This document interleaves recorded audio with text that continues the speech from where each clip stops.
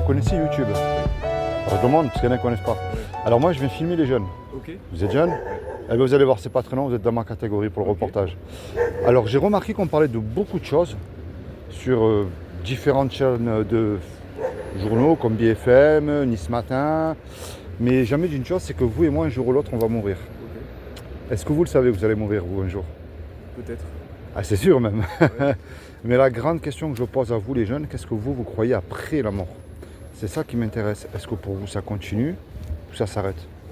Non, pour moi, je pense que on va revenir quoi qu'il arrive. D'accord, alors par exemple, si votre corps retourne à la poussière, ok, comme moi, mais votre âme, elle va où alors vous? Elle est finie. Elle va... C'est. D'accord. elle est plus là. Mais alors, donc ça s'arrête pour vous? D'accord. Est-ce que vous croyez en Dieu ou pas? Ouais.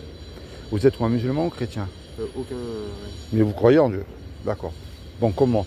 Alors comment, aux yeux de Dieu, vous savez si vous faites du bien ou du mal? Sur quoi est-ce que vous vous basez, on va dire? Sur la Bible. Très bien. Comment? Alors on va voir. Donc vous savez que vous serez jugé par rapport au bien ou au mal que vous aurez commis sur terre. Donc à ses yeux, comment est-ce que vous savez, vous, si vous faites du mal par rapport à la Bible? Par rapport aux principes qu'il y a dans la Bible. D'accord? On va dire les lois, les commandements qu'il peut avoir. Ah ben très bien. Si je les ai fait, si je les ai pas fait. Ah ben c'est le sujet en plus. Alors vous savez qu'on sera jugé par une loi que Dieu nous a donnée, qui est les 10 commandements, c'est la loi de Moïse.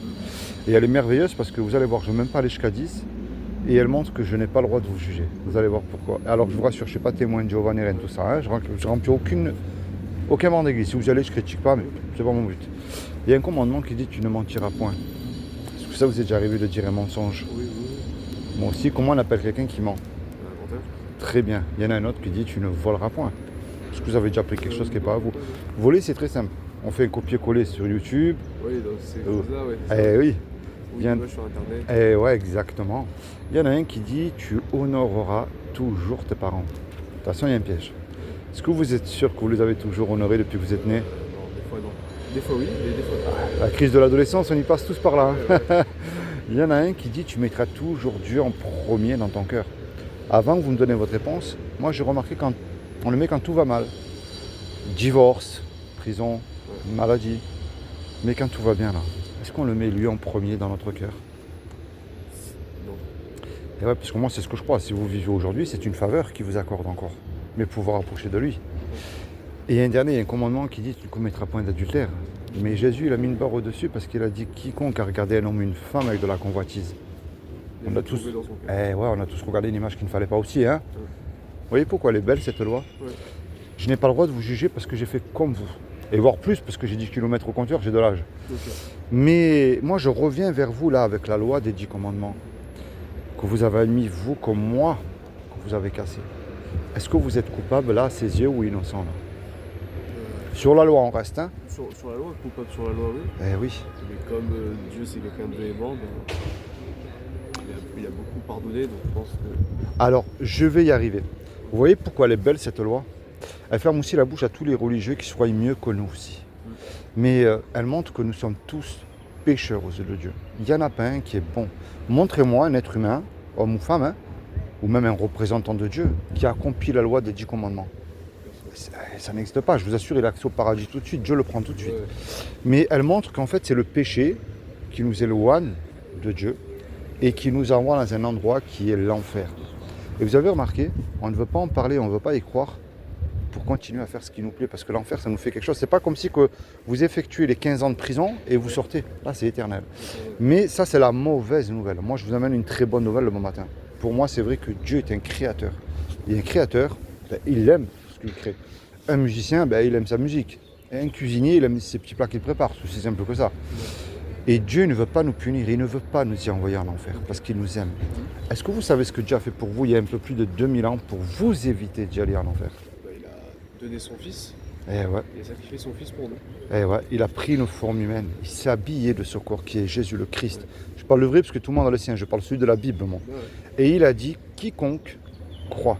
Il ne nous a pas demandé d'allumer un cierge, de suivre un pape, de prier Marie, de faire ceci, cela. Non, il nous a demandé de croire que Jésus, le Fils de Dieu, qu'il est ressuscité du royaume des morts le 3e jour, il aura la vie éternelle à mes côtés.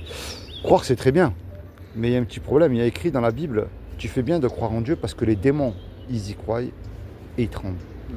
La clé, c'est un petit mot qui s'appelle la repentance. C'est-à-dire que nous nous repentons de nos péchés, bien sûr, mais avec foi. C'est la repentance et la foi. Et oui, c'est pas croire aveuglément. C'est comme si que vous et moi, je sais pas, on prend une calache, on fait un braquage. On se fait serrer, vous et moi, et on passe devant le tribunal. Le juge il dit, voyez là, tous les deux, là, je vous laisse le choix. Suite au braquage que vous venez de commettre, vous me versez 15 000 € de caution, je vous envoie tous les deux 15 ans en prison. On n'a pas l'argent, parce que vous et moi, on vient de se faire serrer. Et puis qu'on le veuille ou pas, on ne peut pas revenir en arrière et effacer le mal qu'on a fait. Et on ne peut pas dire, vous et moi, monsieur le juge, vous êtes bon, miséricordieux, sur la vie de ma mère, je ne recommence plus, si vous me laissez. Connaissez la musique, ça ne marche pas ça. Hein. Le juge, il va nous répondre, c'est peut-être vrai que je suis bon, miséricordieux, mais moi, je suis un juge. Et j'applique la justice. Je ne vais rien savoir, vous me versez votre caution, vous partez en prison. Là, on ne sait plus quoi faire, on se regarde tous les deux, on est perdus. Mais il rentre tout à coup un homme dans la salle qu'on ne connaît pas. Et cet homme-là, par amour pour nous, il décide lui de donner la caution, de la verser. La caution, elle a été versée, donc le juge, il est satisfait, nous libère. Mais imaginez-vous dans le film là, cet homme qui a payé la caution vient se présenter en retour devant vous. Qu'est-ce que vous allez dire à cet homme-là, sincèrement? On le remercie. Si vous demandez un service, vous allez lui rendre, ce qui est normal aussi. Est-ce que vous voyez c'est quoi l'image que je viens de vous donner là? Quelqu'un nous aide gratuitement, Ouais, comme Dieu fait avec nous. exactement. Vous avez bien répondu, vous voyez cette image en fait, c'est ce que Jésus, le Christ, a fait pour vous sur la croix il y a 2000 ans. Quand Jésus est mort à la croix, il est mort pour vos péchés. Son sang a coulé pour vous. Vous méritez l'enfer. À ses yeux, aux yeux de Dieu, vous êtes pécheur, que vous le vouliez ou pas. Mais il a pris toute la condamnation pour vous sur la croix. C'est pour ça qu'il vous demande, non pas allez vous asseoir dans une église, c'est pas ça qu'il demande. C'est que vous lisez la Bible, vous la mettez tous les jours en pratique dans votre vie. Je prends le mensonge, c'est plus simple. Vous allez dire, si je mens à ma petite copine, mes potes, mes parents, mon prof, ou je ne sais qui, je m'en fous, hein, personne ne le sait. Oui, mais attends, je ne peux plus me comporter comme ça, moi. Il est mort à la croix pour moi. Il m'accorde le paradis gratuitement. Je n'ai rien à payer. C'est une grâce. Nous ne sommes pas sauvés par nos œuvres. Nos œuvres accompagnent notre foi. Mais c'est une grâce qu'il nous accorde. Alors je décide de ne pas mentir et peu importe que ça me coûte. Par conscience envers lui. Sinon, ça voudrait dire que je lui crache une des infos au visage.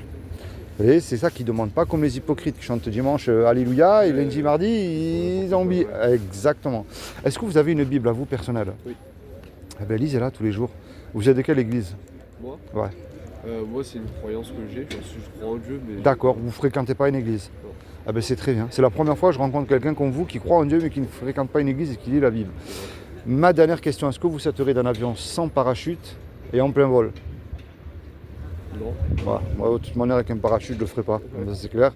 Mais on ne se connaît pas, vous et moi. Et c'est vrai qu'un jour, on va faire le grand saut dans la mort. Et ça, on y va tous. Mais est-ce que Jésus ne serait pas votre parachute? Si vous placez votre foi sincèrement en lui, sans ne point douter, il vous accorde la vie éternelle à ses côtés. C'est comment votre prénom? C'est Philippe. C'est Rudy. Ouais. Ben, sois béni. Je te remercie pour les quelques minutes. Tu vois, je suis un simple chrétien et je mets ma Bible en pratique de tous les jours, moi aussi. Jésus nous a dit, allez annoncer l'évangile. Je te montre une porte, les vues, les abonnés, je m'en fous, c'est pas important ça. Mais j'encourage surtout les chrétiens à sortir dans la rue. Si tu verrais tous les chrétiens dans la rue, je pense que le monde il irait un petit peu mieux. Bon, sois béni, bon courage et bonne continuation. Et merci, au revoir, merci.